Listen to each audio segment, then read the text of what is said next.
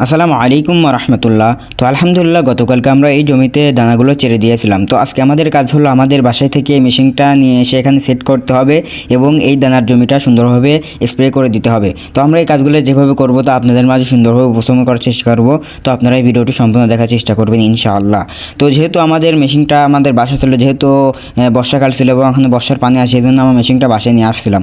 তো বাসা থেকে এখন আমরা এটি টিলারে করে সুন্দরভাবে বেঁধে আমরা যাচ্ছিলাম আমাদের ওই জমির উদ্দেশ্যে। তো আলহামদুলিল্লাহ আমি চলে এসেছি আমাদের এই জমিতে এবং আমার আব্বু ওই দিক দিয়ে টিলারে করে মেশিনটা আনতেছিল। তো পরবর্তীতে আমাকে বললো যে আমরা যেটা দিয়ে স্প্রে করব ওই পাইপটা নিয়ে আসা হয় নাই। তো আলহামদুলিল্লাহ আমি বাসায় এসে এই পাইপটা সুন্দরভাবে বেঁধে মাথায় করে নিয়ে যাচ্ছিলাম আমাদের ওই জমির উদ্দেশ্যে। তো আলহামদুলিল্লাহ এসে দেখলাম যে আমার আব্বু ওই টিলারে করে মেশিনটা নিয়ে আসছে এবং যেখানে কলের পাইপ আছে ওইটা সুন্দরভাবে পরিষ্কার করতেছে। যেহেতু এখানে বর্ষার পানি উঠছিল এই জন্য সব কিছু পরিষ্কার করে নিয়েছিল। তো আলহামদুলিল্লাহ এখানে কলগুলো লাগানোর পর এখন আমরা আমাদের কাজ হলে মেশিনটাকে টিলার থেকে নামাতে হবে। তো আলহামদুলিল্লাহ টিলার থেকে নামানোর পর আমরা সুন্দরভাবে মেশিনটা সেট করার জন্য এখানে নামাইছি। তো নামানোর পর এখানে সুন্দরভাবে নাট দিয়ে টাইট দিয়ে নিচ্ছিলাম। তো নাট দিয়ে টাইট দেওয়া হলে দেখলাম এখানে গ্রিজ দেওয়া দিচ্ছে আমার আব্বু। তো অনেক দিন যেহেতু কাজ করা হয়নি মেশিন দিয়ে, তো এই জন্য সব কিছু গ্রিজ মিজ দিয়ে সব কিছু টেক করে নিচ্ছিল।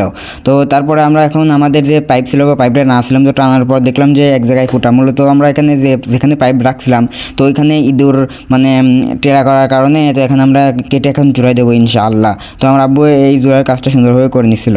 তো জোড়াই দেওয়ার পর আমরা এখানে চলে আসছি তার দেওয়ার জন্য। তো যেহেতু এই পাইপে অনেকদিন পানি উঠানো হয়নি এই জন্য আমাদের এই পাইপে পানি উঠাতে একটু সময় লাগতেছিল।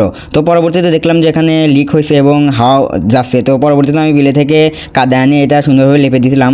তো কয়েকবার চেষ্টা করার পরে এই কলে আলহামদুলিল্লাহ পানি উঠে আসছে। তো যখন আমার আব্বু টার দিচ্ছিল তো দেখলাম যে 2-3 বার মিস্টেকও হচ্ছিল। তো কারণ যেহেতু এই মেশিনটা অনেক দিন পড়েছিল তো সেই জন্য স্টার্ট নিতে একটু দেরি হচ্ছিল। তো আলহামদুলিল্লাহ কয়েকবার চেষ্টা করার পরে আলহামদুলিল্লাহ আমাদের এই মেশিনটা স্টার্ট হয়ে গেছে।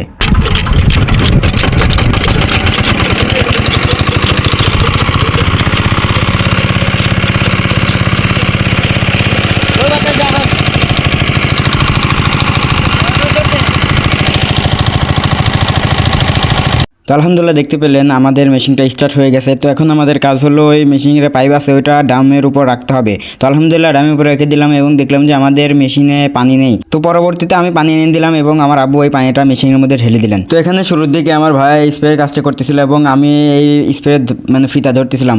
মূলত এই স্প্রের ফিতা ধরতে হয় কারণ দানা সেচার জন্য এখানে 2 জন লাগে। তো যখন দানা বের হয়ে যাবে তখন 2 জন না 3-4 জন লাগবে আর কি স্প্রে করার জন্য। তো পরবর্তীতে আমার আব্বু এসে সুন্দরভাবে স্প্রে করে নিয়েছিলেন। তো যেহেতু আমার আব্বু অনেক অভিজ্ঞ, কারণ এটা তিনি অনেক বছর থেকে করতেছিলেন। তো আলহামদুলিল্লাহ আমি মোটামুটি পারি আর কি কোনো মতো।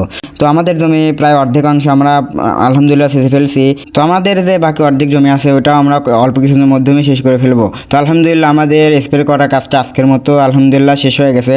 তো এখন আমাদের কাজ হলো আমাদের যে এই ফিতা বা পাইপ আছে এটাকে সুন্দরভাবে গুছাতে হবে। তো এই গুছানোর কাজগুলো আমার আব্বু করতেছিলেন। তো পরবর্তীতে এই পাইপগুলো সুন্দরভাবে গুছিয়ে আমার ভাইকে তুলে দিয়েছিলেন এবং আমি কিছু এখান থেকে নিয়ে বাসার দিকে চলে যাচ্ছিলাম। তো আমাদের জন্য দোয়া করবেন আল্লাহ তাআলা যেন আমাদের কৃষি এবং খামারে বারাকা দান করে। আসসালামু আলাইকুম রহমতুল্লাহ।